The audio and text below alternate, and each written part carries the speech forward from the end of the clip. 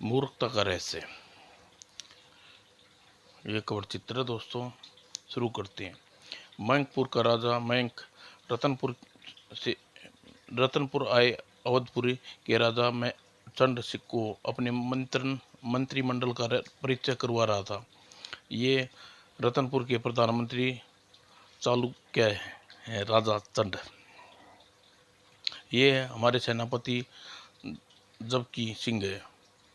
ये हमारे मंत्री अरुण राजा चंड अंत में, और ये हमारे विशेष सलाहकार मंत्री सरस्वती के अवतार अलरख। ओह, इनकी स्मृति से भला कौन परिचित नहीं है राजन।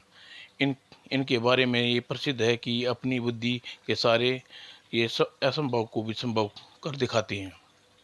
आपने ठीक कहा राजन, चंड अर्क है और इसकी प्रशंसा योग्य है। महाराज, आप व्यर्थ में मेरी इतनी प्रशंसा कर रहे हैं। मैं तो रतनपुर का एक साधारण सा नागरिक हूँ। राजा मयंक अपने अतिथि राजा चंड को खूब आदर सत्कार किया। रात्रि में राजा चंड, सुना है आपके एक युवा पुत्र भी है। आपने ठीक सुना है राजा मयंक, उसका नाम विभव है। ओह, तब तो बात बन जाएगी। मैं कुछ समझा नहीं राजन। राजन, आप एक युवा पुत्र के पिता हैं और हम एक युवा पुत्री के पिता। अगर हम दोनों संतानों में विवाह एक दूसरे संतानों से कर दिया जाए तो राजन, ऐसा करने से हमें बहुत खुशी होती है।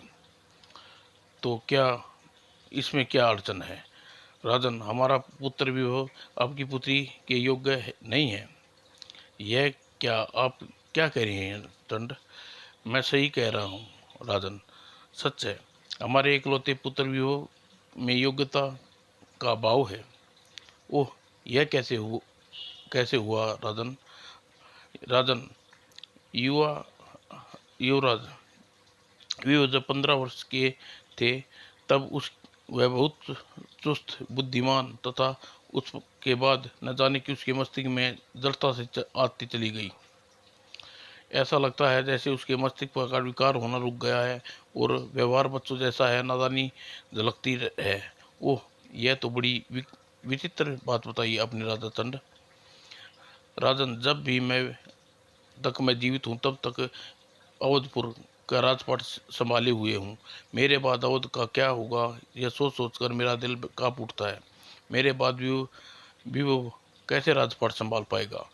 राजन, ऐसी निराशा भरी बातें न करो। इस पर जो करेगा ठीक करेगा। मैं अपने विशेष सलाहकार अलरख के आपके साथ अवधपुरी भेजता हूँ और विभु के मस्तिष्क की जड़ता निश्चित ही दूर कर देगा। क्या ऐसा कर सकता है वो? क्यों नहीं कर सकता? अतर्क अलर्क अलर्क के लिए कुछ भी कर दिखाना असंभव नहीं है। ओह, तब तो अलर्क को अपने साथ अवश्य ले जाऊंगा राजन। राजा चंद ने रतनपुरी से विदा ली और अलर्क उससे साथ था। राजन, मैं जान सकता हूँ कि आप मुझे अपने साथ अवधपुरी क्यों ले जा रहे हैं? अलर्क, हम तुम्हारे सब कुछ बताएंगे, सुनो। और चंड ने विभिन्न को सारी चंड ने विभिन्न के बारे में सारी बात अलर्क को बताई और तत्पश्चात अलर्क, हमारा और राजा मयंक का विचार है कि तुम विवेक को सुधार सकते हो। राजन, मैं आप दोनों की कसौटी पर खरा उतरने की पूरी कोशिश करूंगा। और अलर्क अवध में पहुंचने पर, अलर्क, यही है मेरा राजकुमार विभो। अलर्क ने विभो को आवाज दी, राजकुमार विभो। और विभो ने पलट कर देखा। तुमने किसे पुकारा था? तुम्हें? लेकिन मेरा नाम विभो नहीं है, मेरा नाम राजकुमार है। हूँ विभो नहीं है और ना ही मैं राजकुमार हूँ। यह सच नहीं है राजकुमार, यही सच है, यही सच है। वो विभो वहाँ रुका नहीं और तेजी से डर भगता हुआ वहाँ से चला गया। देखा तुमने अलग, वो बच्चों जैसी बातें करता है। महाराज घबराइए नहीं, सब ठीक हो जाएगा। उस रात, महाराज आप ऐसा कीजिए, राज्य में छोटे मोटे पद पर राजकुमार व्यू को नियुक्त कर दीजिए, लेकिन वो बुद्धि तो स्वर्था अभाव है। पर फिर कैसे? महाराज, मैं विभु का संयोग के लिए सदैव उसके साथ रहूंगा। मुझे पूरा विश्वास है कि इस तरह पद पाने के पश्चात विभु के अंदर धीरे धीरे बुद्धिता समाप्त हो जाएगी और पद योग्य प्रशासन बन जाएगा। ठीक है, तुम कहते हो तो मैं विभु को दूसरे देशों से आए राजपूतों की अवगत करने का काम सौंप दूंगा। अगले दिन, विभु, तुम हमारे राज्य से बाहर आने वाले राजदूतों को आगमनी का कार्य करोगे। वह पद सौंप रहे हैं। तुम्हारी सहायता के लिए अलरक तुम्हारे साथ रहेगा। जैसा कहेंगे वैसा करना। अच्छा, ठीक है। अलरक ने विभिन्न को समझाया। जब कोई राजदूत अवध पधारे तो तुम उससे बात बीच बीच में मेरी तरफ देखते रहना। जैसे ही तुम कोई गलत बात करोगे, मैं अपने होठों पर उंगली रखकर तुम्हें चुप कराने का संकेत दूंगा। तब तुम चुप हो जाना और मैं बिगड़ी बात को बना दूंगा। ठीक है। और अगले दिन जयवंत का राजदूत अवध आया। राजदूत, अवध में आपका स्वागत है। धन्यवाद धन्यवाद राजकुमार। कहिए, आप राज्य की भेड़ बकरियां कैसी हैं? जी, क्या पूछा आपने? ओ, राजदूत के बेतुके सवाल से सुनकर भौचक्का रह गया और अलरक ने होठों पर उंगली रखकर विव को चुप रहने का आदेश दिया। अलरक मुझे चुप रहने का कह रहा है, मुझे चुप हो जाना चाहिए। और अलरक ने राजदूत से कहा, श्रीमान, हमारे राजकुमार इतने विद्वान हैं कि साधारण बातचीत में गूढ़ भाषा का प्रयोग करते हैं। आप भेड़ बकरी को सुनकर चकरा गए लगते हैं। हाँ श्रीमान। राजकुमार भेड़ बकरियों के संबंधित आपके राज्य की प्रजा से किया था। ओह, वास्तव में यह समझ में नहीं आया। और राजदूत प्रशंसा भरी नजर भी वो पर देखा। राजकुमार, आपकी दुआ से हमारे राज्य में कुशलतापूर्वक है। और अब भी राजदूत अगला सवाल किया, कुत्ते बिल्लियों का क्या हाल है? जी। अलरक पुनः संकेत किया। अभी वो चुप हो गया और तत्पश्चात, श्रीमान, राजकुमार आपके मंत्री और कुशलकर्ता के जानना चाहते हैं। वे सब मजे में हैं श्रीमान। और विवो की विद्वानता से राजदूत बुरी तरह प्रभावित हुआ। वाकई राजकुमार विदित विद्वान है। जब जवाब नहीं, हमारे राज्य में शायद ही कोई ऐसा गूढ़ी और कोई शैली का प्रयोग करता हो। अपनी प्रशंसा सुन भी वो खुशी से झूम उठा। तभी ओह, अलरक ने होठों पर उंगली रखते हुए, लेकिन क्या बात है, मेरी समझ में नहीं आई। और इस बेवजह हरकत से उसे गुस्सा आ गया और वह कह उठा, अलरक, तुम बार बार होठों पर उंगली रखकर मुझे बोलने से मना क्यों कर रहे हो? यह इशारा तब के लिए है जब मैं कोई मूर्ख पर बात करूं। मेरे दोनों सवाल राजदूत भारी चिढ़ उठे थे और तुम मुझ भारी पड़ चुके थे और तुम मुझ पर सवाल करने की रोकने की तुम्हारा क्या मतलब है? ओह राजकुमार, तुमने तो सारा गुड़ गोबर कर दिया। ओह, लगता है राजकुमार मूर्ख है। राजकुमार का साथी इसकी मूर्खता तक बुद्धिमानी का पूर्व सवाल संभाल रहा है। और अलरक का उस दिन बहुत दुखी था। मैं राजा चंद्र से कहूँगा कि मुझे क्षमा करें। मैं किसी काबिल योग्य बनाने तब संभव नहीं है जब तक यह गंभीरता से दिमाग का प्रयोग की क्षमता व लगन हो। विव अंदर ही अंदर ऐसा कुछ नहीं है। वह मूर्खता का अवतार है। मैं इसे सुधार नहीं सकता। उसी समय, तो क्या तुम अपनी हार मानते हो अलरक? अलग चौंका, यह किसकी आवाज़ है? ओह! उसी समय माँ सरस्वती वहाँ प्रकट हुई। आप माँ? हाँ अलग, तुम धैर्य छोड़ रहा हो, इसलिए मुझे यहाँ आना पड़ा। कहो माँ, क्या आदेश है? अलग विद मूर्ख नहीं है, वह मूर्खता का नाटक कर रहा है। क्या? हाँ, अलग वास्तव में वह बहुत बुद्धिमान है। मैं माँ, यदि यह बुद्धिमान होता तो मूर्खता होने का नाटक क्यों कर रहा था? इसकी एक लंबी कहानी है। अलग उस समय की बात है जब वह 15 वर्ष का था। तब एक दिन जब उद्यान में घूम रहा था, बेटा वीवर हमारे पास आओ। अच्छा चाचा। और क्या चाचा? बेटा वीवर, हम तुम्हारे एक तांत्रिक के पास ले जाना चाहते हैं। वह तांत्रिक बहुत योग्य है, तुम्हें भूत भविष्य के बारे में सही सही बता देगा। और जयवंत तांत्रिक के पास ले गया। गिल गिल तब ओह, यह बड़ा डरावना माहौल है। यह चाचा मुझे कहाँ ले आया? डरो नहीं बच्चा, तुम्हारे पास आओ। आओ बच्चा।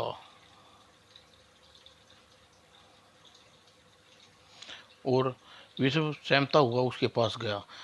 बच्चा, अपना भूत भविष्य वर्तमान जानना चाहते हो? जी। तांत्रिक ने कुछ मंत्र पढ़े और पानी के चारों ओर छिड़का, और ऐसा करते ही मानो खोपड़ी तीव्रता से चारों ओर चक्कर काटने लगी। और जब खोपड़ी हवा में छितर हुई, विभुक, तेरे कारण तेरे राज्य पर, तेरे पिता पर घोर संकट आने वाला है। क्या? हाँ, मैं साफ साफ देख रहा हूँ, उस विनाश को देख रहा हूँ। उस विनाश को रोकना का कोई प्रयत्न उपाय होगा? उपाय है विभु। तो वह उपाय कौन सा है, मुझे बताइए। इसके लिए तुम्हें कल से ही मूर्ख होने का नाटक करना होगा विभु। हैं? हाँ, ऐसा करने से तू विनाश का चक्कर रोक लेगा पाएगा विभु। विभु, ओह ठीक है। राज्य और के लिए, पिता के लिए, हित के लिए मैं मूर्ख बनना तैयार हूँ। याद रखना विभु, यदि तुमने ऐसा नहीं किया तो कल तुम्हारे पिता की मृत्यु हो जाएगी और अवधपुरी का राजा पृथ्वी में धस जाएगा। ओह, लेकिन मुझे मूर्खता का नाटक कब तक करना होगा? हम हमारे अगले आदेश तक तुम्हें मूर्खता का नाटक करना होगा विभु। लेकिन जहाँ तक महल को वापस लो जब मैं महल में वापस लौटा, तब आप कौन हैं, यूं ही पूछने वाले, और आपकी भलाई के लिए मुझे मूर्खता का नाटक करना होगा। विभु, कहाँ चले गए थे तुम? महल में कब से तुम्हें खोजा जा रहा था। और मूर्ख, हमने तुम्हें जवान लड़ाता है, तुम्हें यह अभिष्ट कहाँ से आई? यह उसी दिन से सब व्यू मूर्ख बन गया और अलग। ओह, लेकिन माँ, क्या वह तांत्रिक की बात सच थी? नहीं, उस तांत्रिक ने जैत के कहने पर व्यू से झूठ बोला। ऐसी, लेकिन जैत ने ऐसे करने की क्या आवश्यकता थी देवी? आवश्यकता थी व्यू को मूर्ख सिद्ध करना और जयवंत अपने पुत्र विवेकधारी को उत्तरधारी बनाना, जो वो चाहता था। ओह, अब सारा माजरा मेरी समझ में आ गया देवी माँ। तो जाओ जयंत, पोल जयंत की पोल जाकर राजा चंद्र के सामने खोल दो, और अलग और जेंस दोषी है उसे सजा से मिलनी चाहिए। अच्छा माँ। और उसे आशीर्वाद देकर माँ अंतर ध्यान हो गई। और जब अलग ने उसी समय राजा चंद्र से के पास पहुंचा। अलग, हमें सब कुछ पता चल चुका है। विभु का व्यवहार आपके लिए बहुत क्षमा मांगता हूँ। आप क्या कह रहे हैं राजन? विभु मूर्ख नहीं है, वे मूर्खता का नाटक कर रहे हैं। यह तुम क्या कह रही हो बोल अलग? हाँ राजन, देवी सरस्वती ने मुझे साक्षात दर्शन देकर यह वास्तविकता से परिचित कराया है। यह वास्तविकता क्या है अलग? राजन, मैं आपको सब कुछ बताता हूँ। पहले विभु को अपने छोटे भाई जयंत को यहाँ बुलाइए। ठीक है, अभी बुलाता हूँ। और चांडल ने सेवकों को आदेश दिया, राजकुमार विभु और जयवंत को यहाँ बुलाओ। और जयवंत यह आदेश सुनने पर चौंक पड़ा। जब महाराज ने इस समय मुझे क्यों बुलाया है? जब बुलाया है तो जाना तो पड़ेगा ही। और जब राजा चांड के पास पहुंचा और बीवी भी वहां मौजूद था, आखिर माजरा क्या है? भाई जी, महाराज मुझे कैसे याद किया? इसका कारण मैं आपको बताऊंगा जयवंत जी। क्या आपने जानने का कष्ट नहीं करेंगे? आज से 8 वर्ष पूर्व आप राजकुमार विभू किस तांत्रिक के पास ले गए थे? ओह, इसे यह सब बात कैसे पता चली? उसने सोचने पर देख जयवंत, जयवंत सोचिए नहीं, सिद्ध बोलिए। राजकुमार विभू के पिता और अहित का भय, कुछ भय से कुछ बताएंगे नहीं, सब कुछ आपको ही बताना पड़ेगा मुझे। तुम क्या अंतर्गत बक रहे हो? विभू को किसी तांत्रिक के पास नहीं ले गया था। क्या बक रहे हो तुम? विभू महामूर्ख सिद्ध कर रहा है। अपने बेटे विवेक और अवधपुर का राजा नहीं बनना चाहते? नहीं, यह झूठ है। कोलरक का कहना पड़ा, हे सरस्वती माँ, दर्शन देकर पापी का भांडा आप ही फोड़ सकती हैं। और अगले ही पर सरस्वती माँ प्रकट हुई। राजा चंड, अर्क ठीक कह रहा है, यह सब खेल तुम्हारे कपटी भाई का रचाया हुआ है और व्यू तांत्रिक का झूठ कहा था। उसी के धोखे में विविध मूर्ख होने का नाटक कर रहा है। ओह जयवंत, ऐसा भी कर सकता है? सरस्वती तुम तंत्र ध्यान हो गई और वास्तविकता जानकर भी क्रोध से भर उठा। दुष्ट, तूने मेरे 8 वर्ष बर्बाद कर दिए, मैं तुझे छोड़ूंगा नहीं। और क्रोध में जयंत ने उसका गला दबा दिया। आ गू गू, और दम घुटने के कारण जयंत के प्राणों गैर उड़ गए। और अंत में विभु बचड़ से कहा, पिताजी महाराज, मुझे क्षमा कर दीजिए, मैं नहीं चाहता था मेरी हट भी समय आपका अपमान करता रहता। विजय, अपनी ओर से तुम सब राज्य हित के लिए ध्यान में रखकर कर रहे थे, तुम्हारा कोई दोष नहीं है। और अलरख जी, आपका आभारी हूँ, आपके कारण मूर्खता का नाटक मेरा पीछा छूट गया। आप ना आते तो कब तक मूर्ख बना रहता। राजकुमार जी, मुझे खुशी है तुम्हारी वास्तविकता से तेज लौटाने का है माध्यम बना। अगले दिन, महाराज, जिस कार्य के लिए मैं आया था वह कार्य पूर्ण हो गया है, इसलिए मैं रतनपुर वापस जाना चाहता हूँ। अलग तुम जैसे गुणी व्यक्ति को भेजने का मन तो नहीं करता, पर तुम्हें रोक भी नहीं सकता हूँ। और फिर अलग रतनपुरी लौट गया। और अति अतीत शुभ समाचार, अब राजकुमार विभू के साथ रतनपुरी की राजकुमारी रत्ना का विवाह हुआ। इस प्रकार राजा मैंक की हार्दिक इच्छा पूरी हुई। समाप्त दोस्तों।